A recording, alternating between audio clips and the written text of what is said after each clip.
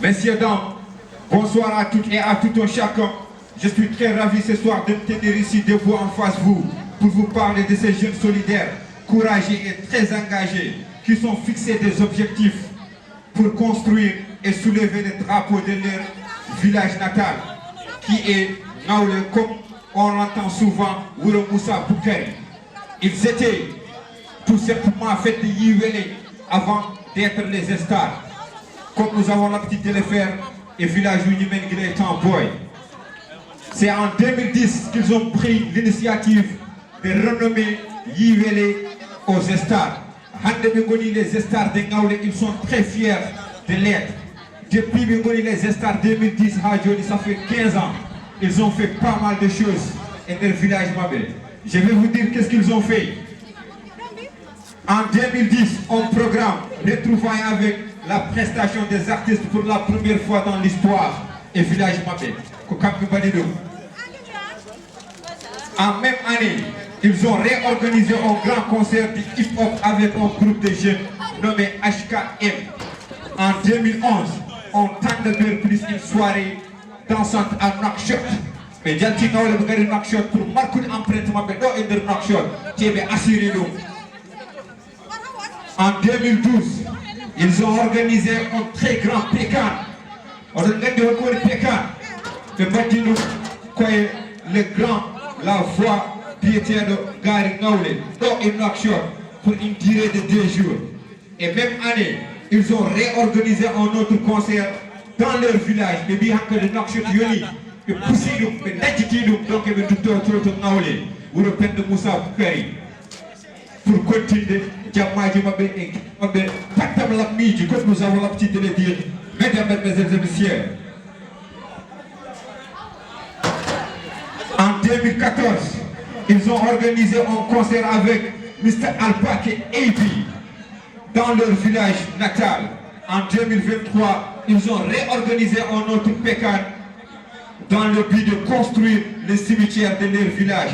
Et aujourd'hui, nous voilà, messieurs, dames, pour célébrer un autre show avec Salif Tassor, Apokor Kojotaro et les stars. Pour le Djamaji, Djouberniké, le Hakoulmene, Mabé Hande Django, Djamaji, Ndjoul Moumouri. Est-ce qu'on dit les stars qui ont 15 ans de travail, mais la peste de leurs bras? Nous avons des grands coachs, au 8e Daoud, au 8e, pourquoi pas ne pas construire un aéroport international? C'est bien possible, pourquoi pas? C'est une voie qu'on va le faire. Et je suis sûr et certain que les stars vont battre quand ils vont te mettre à 6 coups d'international parce que c'est des jeunes très engagés et solidaires. Les stars de Ngaoulé. Stars. Sauf que on a des stars Ngaoulé qui sont encore. Parce que maintenant, Ngaoulé est star Ngaoulé. Donc, on a donc invité mon anniversaire en 2e édition. Nuit de Faramaren. Étage Boule, le 26 avril. Nous allons Darton. Maman Tchou Nanton. Godoy Godo Nanton. Et Salif Tassor Nanton Kilo Nanton. Parce qu'on y a donc. Attends. Quel est le monde là? Et on va aller sur Poulo Midiao. Parce que nous allons faire d'autres programmes Midiao. Souvent, est-ce que ma propre nom la propre attaque? Fabou Sassar. J'ai.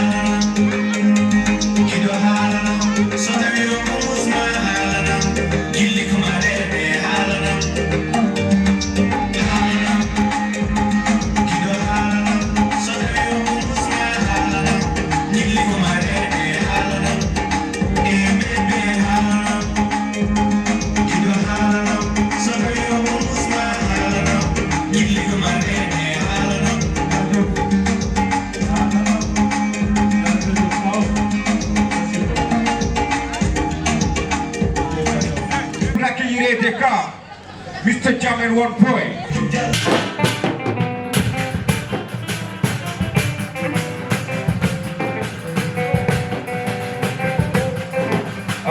Allô? Yes, hey, yes. Allô? Yes, hey.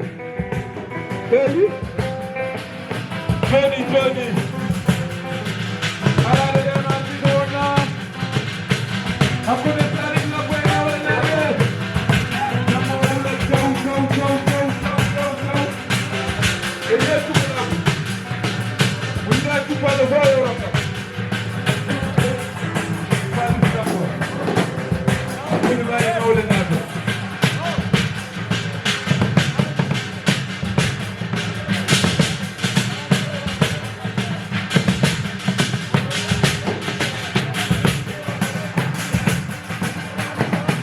Allez, Napo.